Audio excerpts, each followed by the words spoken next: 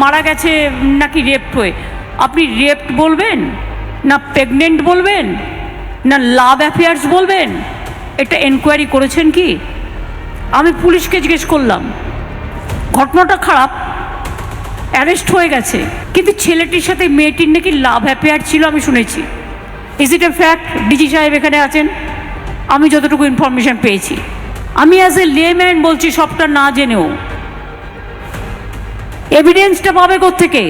Actual rape হয়েছে না pregnant ছিল বা অন্য কোনো কারণ হয়েছে, নাকি কেউ ধরে ধরে চড় মেরেছে, শরীরটা খারাপ হয়েছে?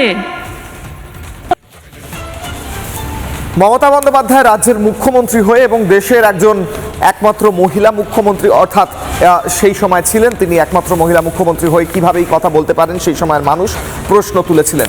আজ মানুষ প্রশ্ন করেন মমতা বন্দ্যোপাধ্যায়ের এটাই তো ট্রেন্ড, এটাই তিনি করে থাকেন পার্ক স্ট্রিট থেকে শুরু করে এখনো পর্যন্ত তিনি এটাই করেছেন। যার ধর্ষণ হয়েছে, যিনি খুন হয়েছেন তাকে প্রশ্ন তুলেছেন, তার চরিত্র হনন করেছেন মমতা বন্দ্যোপাধ্যায়। তার মা, অর্থাৎ নির্যাতিতার মা, যাকে খুন করা হয়েছে, তার মা কি বলেছেন এর উত্তরে শুনবো। তখন তো মুখ্যমন্ত্রী বলছিল যে আমার মেয়ে প্রেগনেন্ট ছিল।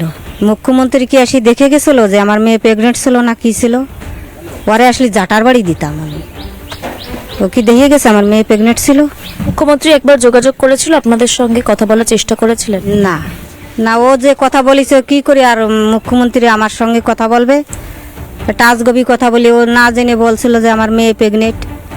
ও সে কোন মুখ নিয়ে কথা বলবে আমার সঙ্গে? যখন আমার মেয়েরে অত্যাচার করে মেরেছে তাদের ফাঁসি হলে আমি খুব খুশি হতাম। বিরোধী দলনেতা বা as a citizen of West Bengal I am not happy. আমি খুশি নই। পরিবার যদি লিগ্যাল ব্যাটেল করে হায়ার জুডিশিয়ারিতে, তাদের আমি অনুরোধও করব লিগ্যাল ব্যাটেল করার জন্য। আর তারা যদি খুব দরিদ্র পরিবার, আমি গেছিলাম ওদের পরিবারে, তা আমরা পরিবারকে বলবো যে লিগ্যাল ব্যাটেল করার জন্য সিনিয়র কোনো লয়ার দরকার হয়, বিজেপি লিগ্যাল টিম থেকেও দেওয়া যেতে পারে। আর ওরা যদি পছন্দের লয়ার দেয় প্রফেশনালি, সেক্ষেত্রে লিগ্যাল ব্যাটেলের যে ফাইন্যান্সিয়াল ইনভলভমেন্ট হবে, ওরা যদি এগ্রি করে আমরা ওদের পাশে দাঁড়াবো, আমি অন্তত ওদের পাশে দাঁড়াবো।